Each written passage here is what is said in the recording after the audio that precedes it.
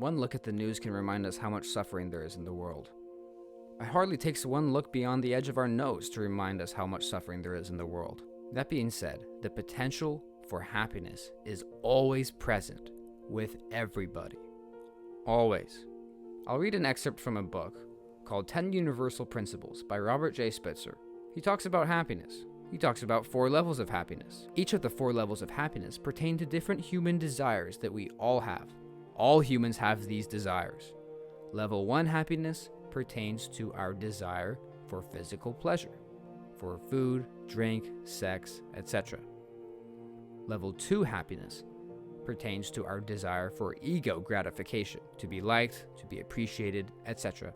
Level 3 happiness pertains to our desire to be productive citizens, to make things better in the world. Level 4 happiness pertains to our desire for the eternal, for the infinite, for the spiritual, for the perfect, goodness, truth, and beauty. Some might say that the lower levels of happiness are intrinsically bad. This is not true. All these levels of happiness are good. The issue comes in when we pursue the lower levels of happiness as ends themselves, as the fulfillment of all our desire. This is bad, not because of some arbitrary rule, but because they neglect to fulfill our deeper faculties: intelligence, creativity, idealism, moral reasoning, love, and spiritual awareness. They only fulfill physical pleasures and ego pleasures. When we only live to fulfill those desires, we are still left deeply unhappy and unfulfilled. This pursuit demeans our human nature by making us out to be incapable of sacrificing ourselves for another person, or for another good, for another cause, which is factually incorrect. This pursuit also demeans our human nature by making us out to be incapable of contemplating divine truth, which is also wrong.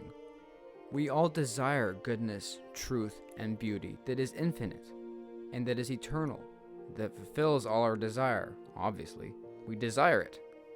So I'm going to read an excerpt from this book that teaches how, pragmatically, to shift our focus from the lower levels of happiness that don't leave us ultimately fulfilled to the higher levels of happiness that will embolden us and strengthen us so that we can weather any storm and so that we can be truly, deeply happy despite the suffering in life.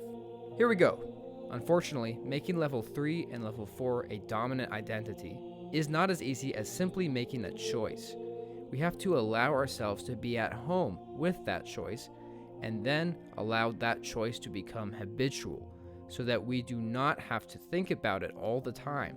This requires writing down certain concrete aspects of one's new level 3/level 4 identity, reviewing this document every morning for at least a month, and reflectively trying to resolve the tensions and problems that arise out of living in this new identity. I have found one particular technique to be quite helpful in carrying out this reflection process. Write your own personal creed. The easiest way to proceed with this task is to write down on a single sheet of paper, 2 sides if you must, the ways in which you think you can make an optimal positive difference with your particular time, talent, and energy to the following groups, if applicable: family, friends, co-workers, stakeholders at work, employees, customers, etc., church, the kingdom of God, your community, charities, sports teams, community boards, or other ways in which you might interact with the community, the culture, working in an educational institution, on a political campaign, or in the arts or the media, where you might be able to influence people's values and ideals. And finally, the greater society, if you are a political or cultural leader. Ask yourself, how can my part of the world be optimally better off for my having lived? Or how can I leave an optimal legacy to my part of the world with my time, talent, and energy?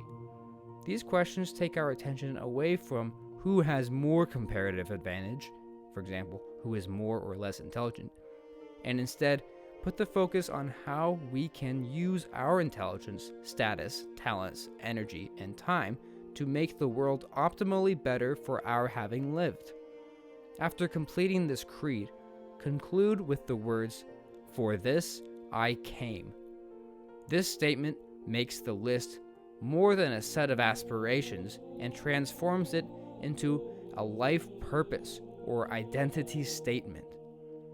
Remember, in order to get the most out of this exercise, once you have completed the creed, you must reflect on it for at least 5 minutes every day for at least a month. And you must also reflect on the tensions that this new identity may cause, particularly when it comes to conflict with the dominant level 2 identity, with which you may be more comfortable. Be patient with yourself. You will tend to return to the dominant level 2 identity at least 20 times per day for a long time. However, stay the course, because in my experience, as well as that of many others, slowly but surely the new identity will begin to take hold. Reversions to the former dominant 2 identity will happen less frequently, and a new, almost addictive sense of purpose and spirit in life will come in its wake. Along with this new sense of purpose and spirit will come a marked decrease in the anxieties of jealousy, fear of failure, ego sensitivities, ego rage, blaming others, self-pity, contempt, inferiority, superiority, and the other negative emotional conditions mentioned above. Thus, this one change in perspective can lead not only to much greater efficacy in life, but also to greater happiness.